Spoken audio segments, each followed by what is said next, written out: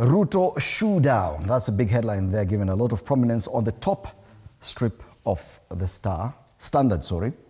Fury, a message of simmering anger, this is how the Standard puts it, was relayed to President Ruto through a flying shoe that hit him as he addressed a crowd at his last stop on the first-day visit to Migori County. The incident surprised his allies, who had mobilized intensely ahead of the visit. This story is on page 9. It is one of those very disturbing things that you could see as a Kenyan. Yes, I know there's quite a lot of opposition against some particular political leaders, but I think this is a different level of political intolerance that we should not be witnessing. Yeah. Okay, just my thought. Yes. And they have a picture there of that flying shoe. And it is unfortunate. He's still the president. Yes. You don't throw a shoe at him. That story is on page 9. And this comes when he has just started his trip to Nyanza region. So the shoe flew towards his face as he addressed a crowd in Kehancha on plans to reduce the cost of living. He reacted by trying to block it with his hand. The president instructed his security team to release the shoe thrower. So aliambia achane naye. Hakuna. Hiyo kama alishikwa. Lazima. Hiyo hata president akisema ati. You see, it speaks to the level of security around the president. A threat to the president. The president may say whatever he'll say, or forgive him, wachana naye, lakini yule jamaa kwa in charge ya security atasema nini? Hawezi kubali hiyo. Hiyo hata wewe kama ni umerusha hiyo kiatu, yenyewe hata tutakwambia tu pole. We are sorry. Jitoe tu. We can't help you. Yeah. So that's an unfortunate story. The other highlight, the other story given prominence here, our turn to eat, from protest to privilege. So he has long branded himself as the people's champion, BAMBA, the voice of the downtrodden. But time and again, Raila Odinga has turned moments of national crisis into personal political capital with rewards for his inner circle. In this statesmanship, they asked the question, is this statesmanship or strategic self-interest activism? So they have photos of some of his close relatives. Oburu Odinga, who's Raila's eldest brother and Siaya senator, he's now the chairperson, Senate Energy Committee, has served as MP mambo mingi tu, but alipata hiyo chairmanship ya hiyo committee. Wenwa Akinyi, who's Raila's sister, she's now the chairperson of the Kenya Marine and Fisheries Research Institute. In 2023, she was member Homa Bay County Revenue Board.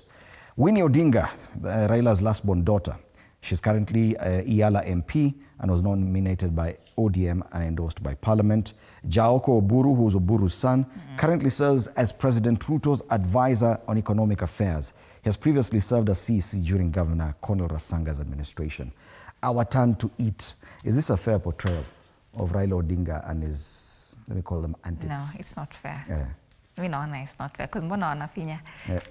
Kuwa tu strategist, if you want to use strategy, you use it and see if it can get you somewhere. But well, you can read more on this story on pages 4 and 5. It's been given quite. They say how Raila's relatives' fortunes changed after handshake with Ruto, and after Raila loses, riots erupt, then deal follows. And it has followed that pattern for quite a while now. Yeah. Unaona hata president anasema hapa, history is going to judge you fairly for what you have done to this nation. Maybe ni appreciation tu anapewa. Ni appreciation. Anasema, I will make sure that you have respect in Kenya. You are an elder and the contribution you made deserves respect. And that's the relationship I have built today. Right. President William Ruto. President William Ruto. On the back page of the Standard, they talk about sports, local football, crowd trouble at Gusii Stadium as Gor Mahia beat rivals Shabana. Nakwambia ile tension iko upande ile ni mingi. Kuna picture there ya Gor Mahia fans after they clashed. Fans were injured ahead of kickoff as Gor Mahia keep pressure on league leaders, police. Many questions raised over security situation of the match, with both teams having huge following. That's on the back page of the Standard. Taifa Leo, hatutengane ng'o, na msimamo upinzani wasema utakuwa usaliti mkubwa kwao kutengana, na hivyo wakaapa kudumu pamoja hadi watakapoteua mwaniaji mmoja kukabili Ruto mwaka 2027. Washutumu utawala wa Rais Ruto kwa uongozi mbaya, ufisadi na mauaji ya kiholela na kuapa kukomboa Kenya. Former DP pia yuko hapo katikati na wanasema kwa wale washutumu utawala wa Rais Ruto kwa uongozi mbaya, ufisadi na mauaji ya kiholela na kuapa kukomboa. Is it just me or the smiles are getting bigger? The grins are getting wider among these people? Because yes, we've seen them before, but they were not smiling this much. There seems to be some injection of excitement within their ranks. Is it Matiang'i? I don't know. Is it? Could be. Could he be the factor? Hey, kila mtu hapa. You know, even Kalonzo Musyoka right now looks even more buoyed. Yeah, previously walikuwa nakaa hafifu ni kama hatuna uwezo. Hapa sijui tutafanya nini. Sisi ni wale walegevu, wanyonge. Sasa hiyo wanakaa ni kama ndio kusema. Anyway, siasa interesting. Vidokezo vingine, ondoka ODM, Oburu afokea James Orengo. Katika siku za hivi karibuni, Orengo amekuwa mkosoaji mkuu wa serikali. Walisema if you want, walitumia neno kutapika. Ukitaka kutapika, toka utapikie nje ya chama. Na wamejikenda walia kaya zao zinaharibiwa, walalamikia kuvunjwa kwa kaya maeneo yao matakatifu ili kupisha miradi ya serikali. Na Khalwale ataka Murkomen afutwe kazi. Seneta asema tangu Murkomen awe waziri wa usalama, mauaji yameongezeka. On the top strip, Rais Ruto arushiwa kiatu ziarani Kuria. Tukio hilo la kushangaza lilijiri rais alipokuwa akihutubia wakazi wa Kehancha. Na masuala ya spoti pale ni wikendi ya mijeledi kwa Arsenal na Man United. Huku Arsenal wakifinywa na Bournemouth, Man United nao walikamatiwa chini na Brentford. Taifa Leo. All right. People Daily, big headline there. Wamunyoro declaration, forces unite to kick Ruto out of power. Na wameweka hizo vijiti pale, kila mtu akasema kama ile one for all and all for one. Anaitwaje wale three musketeers. There seems to be a lot of excitement. Yeah. Si umekubali? As Raila allies decamp to Matiang'i. Good Malala is there.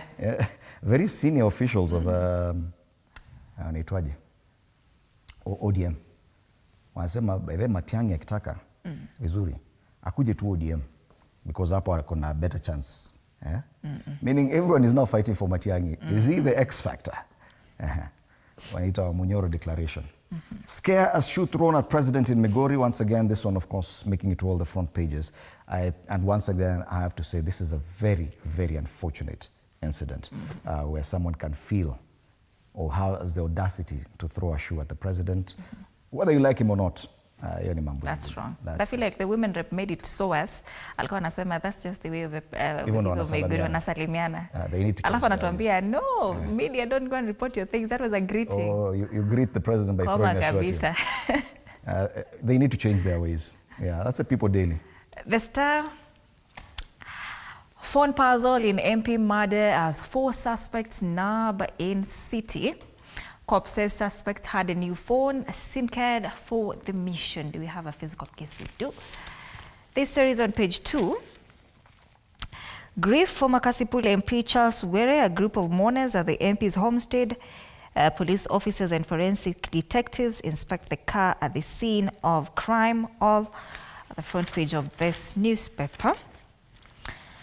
Anasema kwamba 4 suspects yesterday were arrested in connection with the murder of Kasipul MP Charles Were. Police were hunting for more suspects in what they called the targeted and premeditated killing that was well planned and apparently relied on inside information that Were had switched cars for his security. He had complained his life was in danger. Now, the first prime suspect linked to the murder last Wednesday night was arrested in Dandora after being trailed in his car from United States International University area in Kasarani. He later led detectives to the hideout of his accomplices. Oh, wow. Their names were not released, and 3 motorcycles, including the one believed to have been used in the assassination, were recovered. Other stories here. Dilemma of parents amid costly free education. They say when the government announced the free primary education in 2003 and later extended the policy to secondary education in 2008, it was heralded as a monumental step towards educational equity.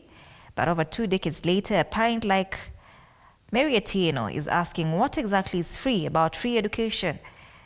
She gets a free structure, often with charges same as private institutions. This is a special feature. And Ruto assures Nyanza of justice in MP Were murder.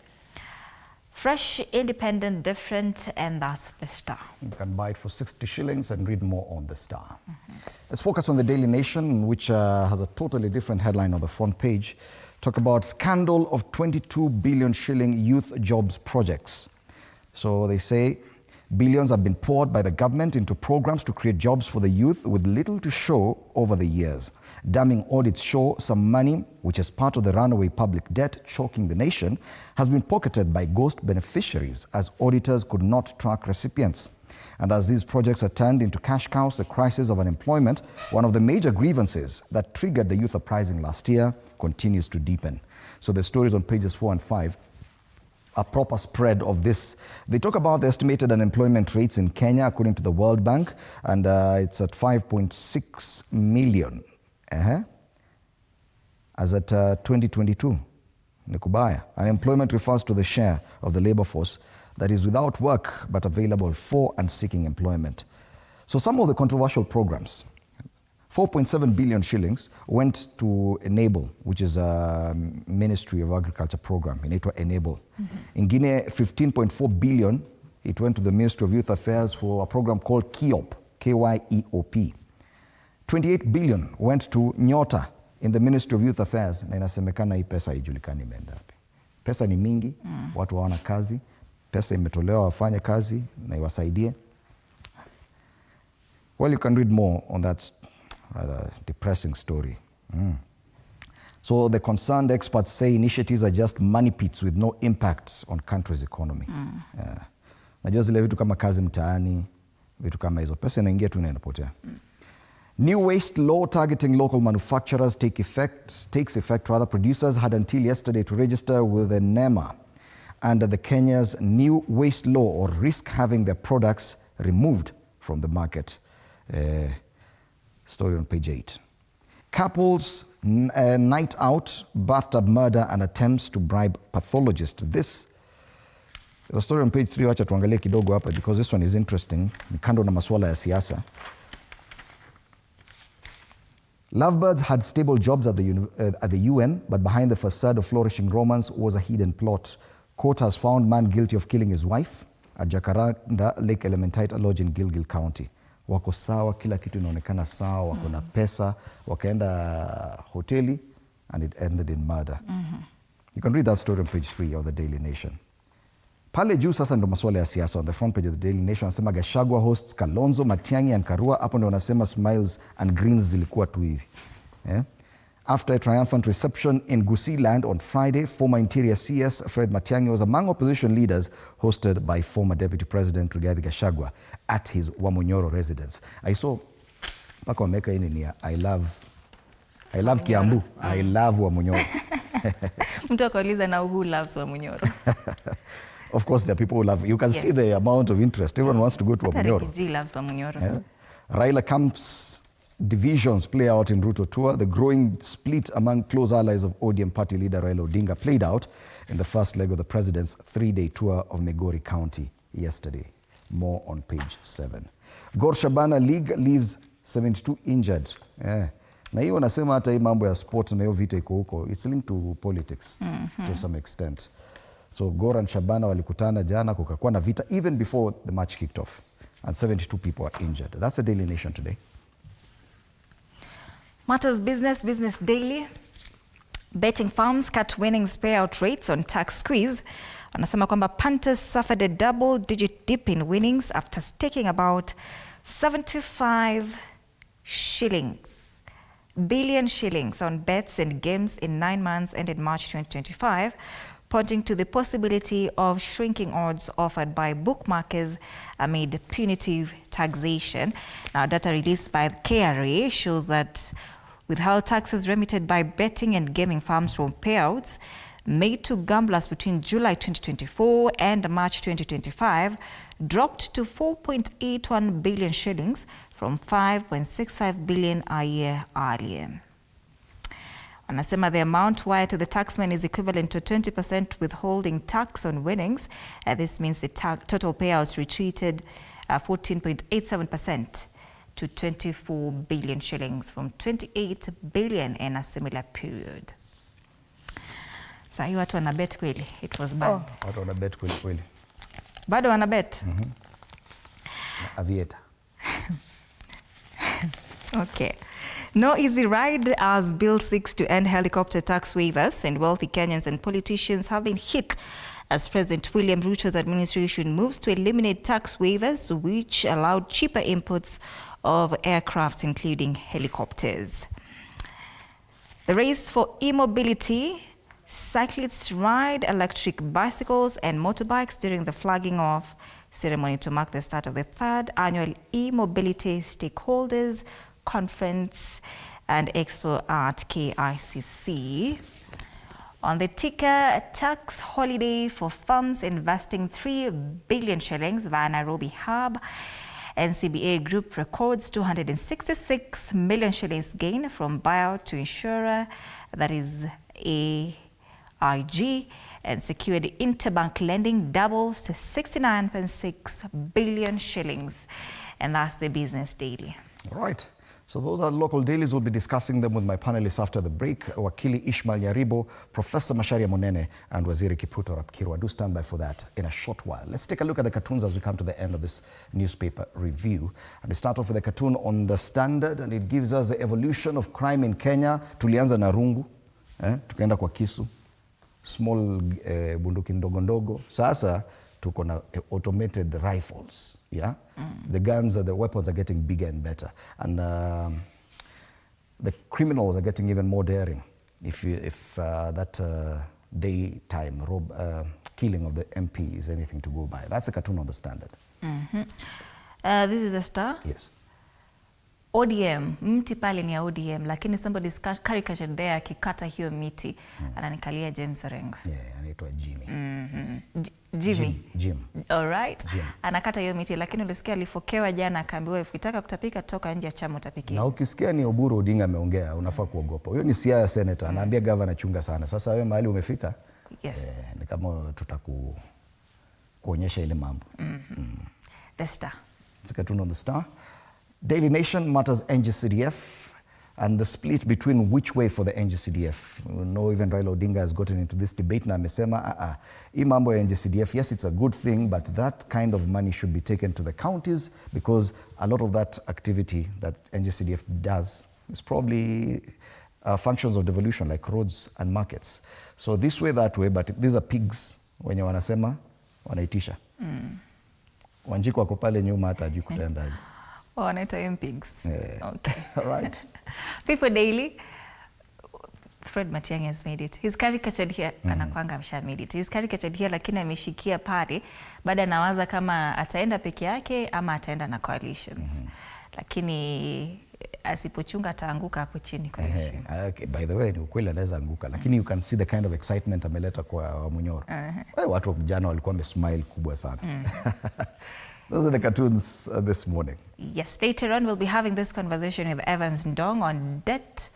Your rights as a debt collector. What do you need to know?